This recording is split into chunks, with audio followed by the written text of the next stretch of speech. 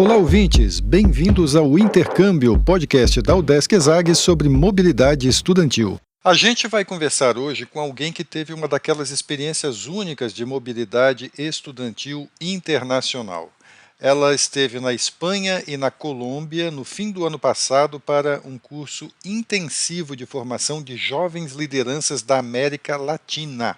Mas não é um curso qualquer não, é bem mais legal do que você pensa. E as inscrições para a edição deste ano estão abertas. Vem com a gente!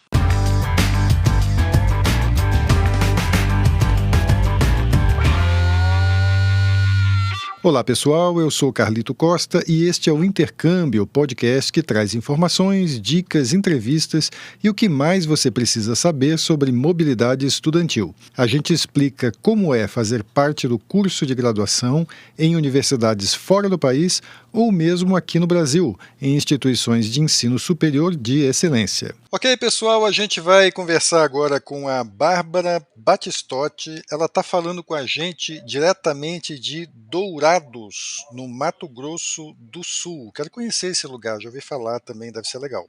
A Bárbara é estudante de psicologia, ela estuda na Universidade Federal da Grande Dourados e no ano passado ela foi selecionada para fazer o curso da Fundación Botín. O curso da Fundação Botín é um curso voltado a jovens lideranças latino-americanos, a jovens universitários latino-americanos que vão para a Espanha e para alguns países da América Latina fazer um curso intensivo de fortalecimento da função pública. Curso bem bacana, a gente vai conversar agora com a Bárbara para saber como é que foi a experiência dela. E aqui na UDESC, aqui na ESAG especificamente, para quem está ouvindo foi estudante da ESAG, a gente está nesse momento com um processo seletivo aqui aberto para fazer uma pré-seleção para essa bolsa, tá? Você pode se inscrever até o dia 15 de abril, depois no final a gente dá mais detalhes sobre isso. Bárbara, muito obrigado aqui por ter topado conversar com a gente aqui no podcast. Olá, eu que agradeço pelo convite. É um prazer estar aqui para poder compartilhar um pouquinho sobre como foi minha experiência nesse programa, que é tão maravilhoso, tão transformador, o programa Fortalecimento da Função Pública na América Latina, e animar aí o pessoal da UDESC a se candidatar também. Como é que você, uma estudante de psicologia, descobriu essa bolsa e achou que seria uma boa se inscrever, que seria legal fazer esse curso para a tua formação? Eu conheci o programa em um buscador de bolsas na internet e eu me encantei logo de cara porque eu acho que eu nunca tinha visto um programa com uma proposta parecida, né?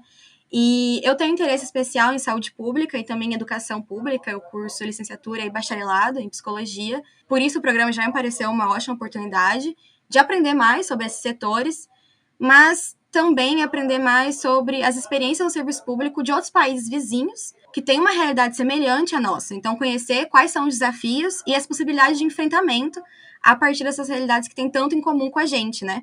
E conhecer outras perspectivas, outras formas de ver, pensar, construir e fortalecer o serviço público aqui na nossa região, né? Na América Latina, a gente está muito acostumado com serviços públicos ineficientes, precários e, de certa forma, marginalizados, assim, né? Então, tem até uma má conotação relacionada ao público. E aí, essa ideia de formar líderes que estejam comprometidos com a transformação social desde o público me interessou bastante, né? Porque eu também entendo que a existência de um setor público fortalecido é uma condição essencial para que a gente consiga desenvolver a sociedade de maneira geral, assim, né? E de forma sustentável. Então, que seja desde a saúde e da educação, como eu, ou qualquer outro setor que a pessoa tem interesse em atuar. Conta um pouquinho como é que foi o teu curso, como é que funcionou, assim, como é que foi o programa dele? Bom, então, a gente teve uma fase inicial nos nossos países, que foi a distância daí, por Zoom, que durou uma semana, mais ou menos, e nós tínhamos aulas, atividades e conferências com professores e profissionais do setor público, privado ou terceiro setor, e também já iniciamos um encontro com o nosso grupo de projeto de inovação.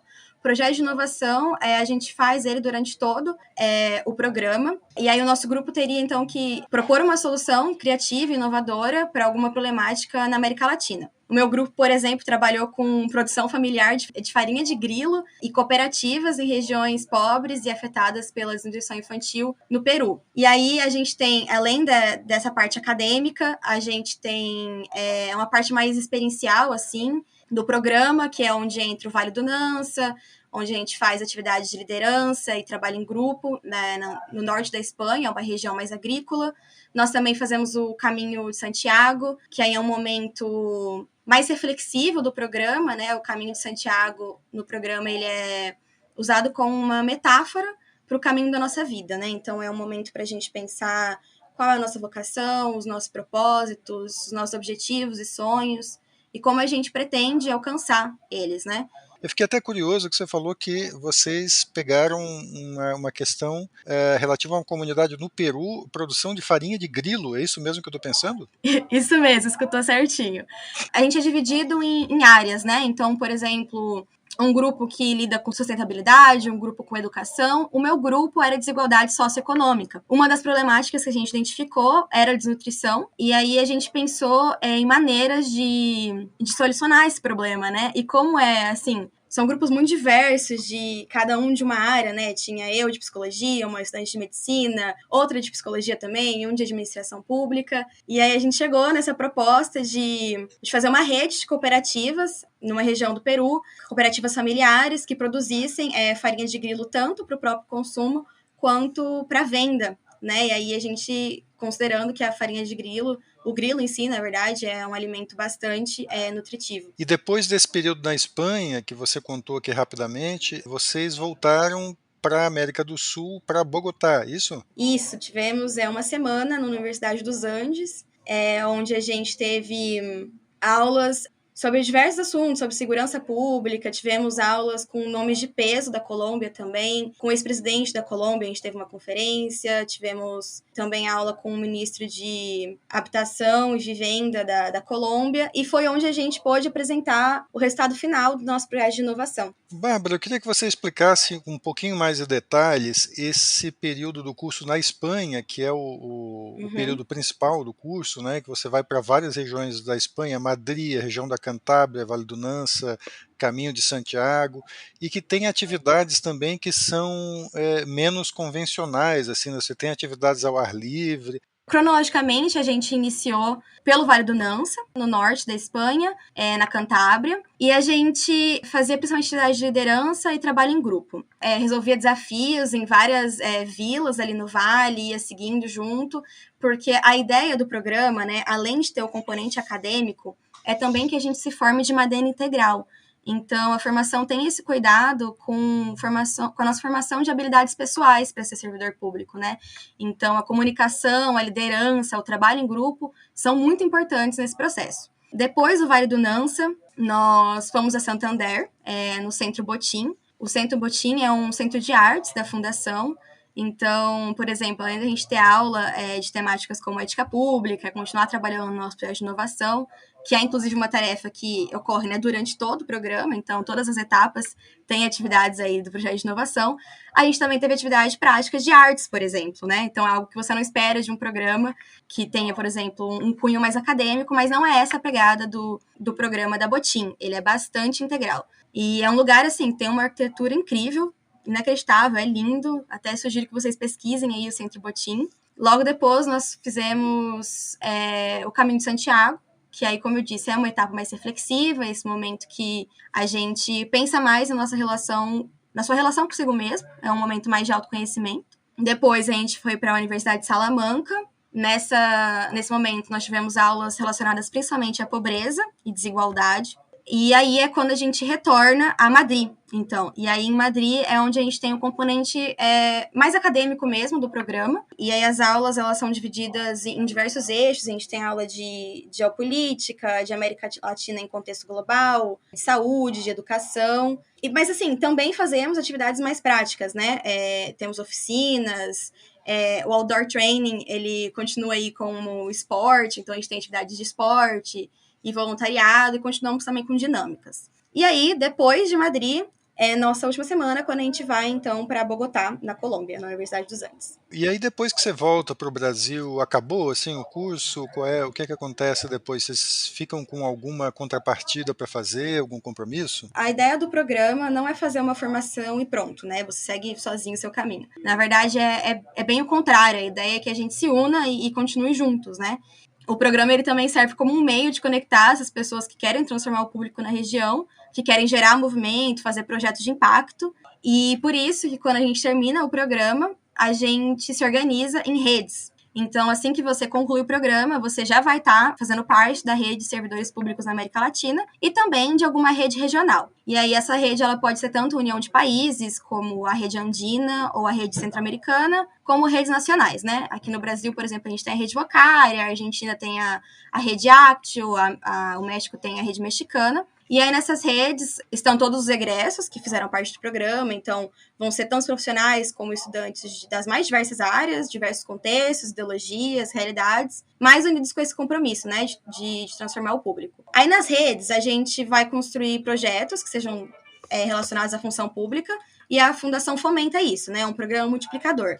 A gente vai fazer tanto ações internas para os egressos, quanto externas para a sociedade. E, além disso, a gente também se compromete a realizar 250 horas de práticas que estejam relacionadas, né, ao serviço público nos nossos países. Então, por exemplo, eu que estou na graduação ainda, essa prática pode ser um estágio. Se você já tivesse formado, pode ser um trabalho. Bárbara, é importante a gente dizer que todos os alunos selecionados pela Fundação Botim para fazer o curso, eles vão com bolsa, né? Eles têm algumas despesas cobertas aí pela Fundação. Conta um pouco como é que é essa bolsa. Então, o programa cobre todos os seus custos, né? Tanto passagem de ida, como passagem de volta, hospedagem, seguro-saúde, transporte nos países que você tiver para atividades do programa, alimentação. O que você pagaria seria seu passaporte, se você não tiver um passaporte. E também, se quiser comprar alguma coisa a mais, assim, lembrancinha ou roupa, comer algo a mais, aí você também banca esse valor. Mas, de resto, a fundação financia tudo. Um detalhe importante é que você não vai receber esse dinheiro físico, né? A fundação, ela não te entrega nenhum dinheiro. O que ela faz é enviar para você, ela compra passagem para você, organiza a hospedagem, paga a alimentação também. Mas é um programa bastante inclusivo nesse sentido, porque não vão existir limitações econômicas para que qualquer pessoa possa participar. O que você acha que, no teu caso, por exemplo, foi um diferencial, te ajudou a ser selecionada para o programa? A fundação, né, por mais que a gente tenha o essencial que eles olham, né, que é excelência acadêmica, compromisso social, proatividade, liderança, que aí você pode demonstrar, né, por participação em projetos, trabalhos voluntários, pesquisas científicas, enfim, o que for aí, né, o que você se engaja. A fundação, ela busca muito sonhadores, sabe? Pessoas que genuinamente amam o lugar de onde elas vêm e que querem transformar socialmente a nossa realidade. Então, são perfis muito diferentes, mas com o mesmo propósito, assim, né? Eu acho que eu não diria que existe um perfil ideal e nem algo sozinho que possa te destacar, mas sim uma coerência e o conjunto da sua candidatura, porque realmente os perfis são muito diversos, assim. Um exemplo da minha edição tinha eu, por exemplo, né? Eu gosto muito de saúde pública, tenho interesse especial em saúde indígena, e aí uma colega chilena, por exemplo, que era estudante de engenharia biomolecular e que queria transformar o público a partir da ciência. E aí tínhamos também uma colega venezuelana que hoje em dia trabalha com transformação digital no setor público. Então, assim, é o conjunto mesmo e é muito diverso. Todo mundo, assim, era muito apaixonado por algo e realmente muito comprometida, assim. Você via que brilhava os olhos na hora que fala sobre aquilo que mais ama. Queria que você contasse para as pessoas o que você trouxe na bagagem. Qual foi o impacto que você acha que isso teve em você como pessoa e na tua formação, essa experiência? É muita coisa. Eu acho que, para mim, principalmente, é ter uma visão mais clara de que eu não caminho sozinha, né? Aproveitando essa metáfora que a gente usa durante o programa do Caminho de Santiago. Parece uma coisa óbvia, assim, mas hoje eu entendo com uma clareza que eu não via antes, né?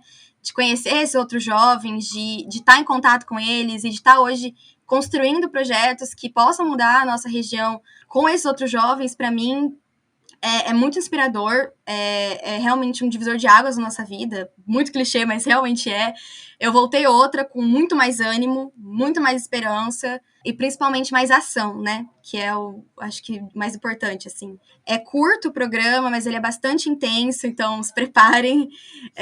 Apesar de ter todo esse conteúdo acadêmico, né? Como eu disse, é um programa também vocacional, né? Então é por isso que tem esse foco no desenvolvimento integral do estudante. A ideia é que você volte e você se sinta assim mesmo, né? Que você volte comprometido, realmente. Você tem um compromisso, então, de transformar o lugar onde você está. A gente conversou então com a Bárbara Batistotti, ela é estudante de psicologia da Universidade Federal da Grande Dourados, no Mato Grosso do Sul. Ela está falando com a gente diretamente lá de Dourados. Ela conversou com a gente sobre o curso oferecido pela Fundação Botim, uma instituição espanhola, de fortalecimento da função pública na América Latina, que está com inscrições abertas. E é uma experiência muito bacana, certamente mudou aí a vida da Bárbara, né? Ela compartilhou com a gente a experiência dela nesse curso. Bárbara, muito obrigado por ter conversado com a gente. Eu que agradeço pela oportunidade. Quem tiver alguma dúvida, só entrar em contato ou comigo ou com a Rede Vocari. Tá bom, então a gente vai deixar aqui na descrição do episódio os contatos da Bárbara e da Rede Vocari. Pode falar à vontade com eles para saber mais. E se você é estudante de graduação da UDESC ESAG, as inscrições para a pré-seleção de indicados ao programa da Fundação Botim estão abertas até 15 de abril. O link também está ali na descrição do episódio.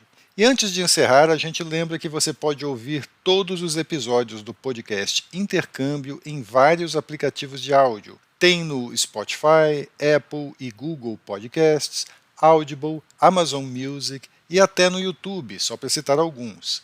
Os links para ouvir estão todos na bio do nosso Instagram. Segue lá o @Intercâmbio Podcast, tudo junto. E dá um oi pra gente por lá também. Repetindo, o Instagram é o @Intercâmbio Podcast. Este é o podcast Intercâmbio, uma produção do Centro de Ciências da Administração e Socioeconômicas, a ESAG, da Universidade do Estado de Santa Catarina, em parceria com a rádio UDESC FM. Eu sou Carlito Costa e faço a produção e apresentação do podcast. A edição é de Matheus Mira. Muito obrigado a você que nos ouviu e até o próximo episódio.